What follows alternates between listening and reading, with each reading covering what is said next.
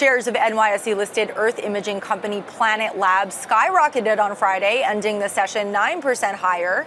But that's not the only reason why the company is making news. This past December, I spoke with CEO Will Marshall about everything from its more recent earnings report to building AI data centers in outer space. Take a listen.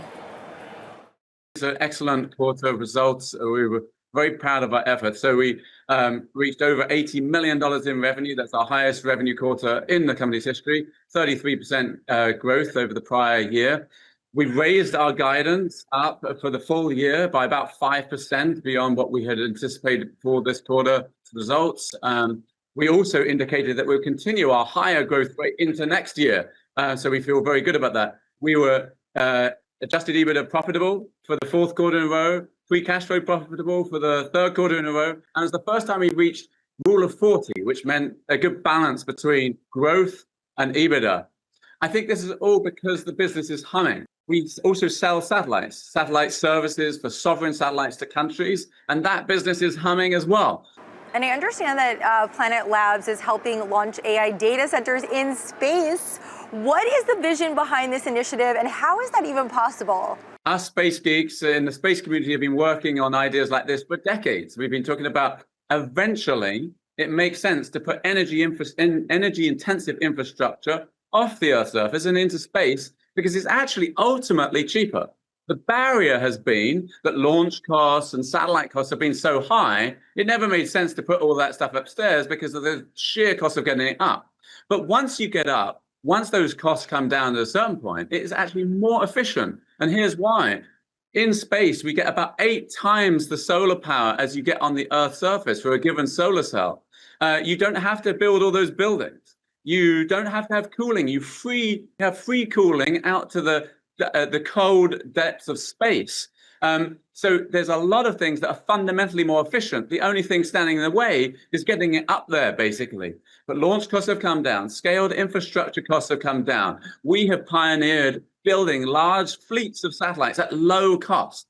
There's basically only 2 companies in the world that have done that. That's SpaceX and Planet. Built hundreds and hundreds of satellites, launched them at low cost. And this has finally got to the point where it makes serious sense to start putting data centers in space.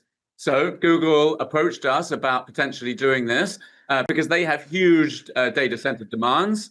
They are running out of space. They can't build them fast enough for the demand. Space is the obvious place. It's finally getting low enough cost to do that. So what we're doing is we're doing a couple of tech demos. It's an early phase right now. We're doing tech demos where we will launch a couple of satellites to test the basic technology. We'll be taking their TPUs into space, seeing how they work, testing communications between 2 satellites, close flying in formation flying through space, so that we can test the formation of a cluster of these things that would ultimately become a data center in space. All right, and besides AI data centers, what is next for Planet Labs? Well, look, I think the most exciting thing is where AI is going on top of all of our data. We have imaged the whole Earth every day for the last 9 years. It's a deep stack, over 3,000 images for every point on the Earth's landmass. AI is enabling us today to understand and do simple queries of the internet. That's what you do when you do text chats on ChatGPT and Gemini and Claude. With our data, imagine the power of being able to do that for the physical planet, not just query the text of the internet, but to query the physical planet, to ask it about floods and fires, to ask it about how we stop deforestation, to ask it about security issues around the world, to have an understanding of the planet in real time will help people across a wide variety of markets. We are bringing AI into the real world with real world data that can answer a myriad questions. So we think of it like large Earth models rather than large language models. And they're going to have a profound change on what is possible to answer. So add space data and AI, and those 2 disciplines are basically getting married. And we are going to see a tremendous implication for applications of AI as a result.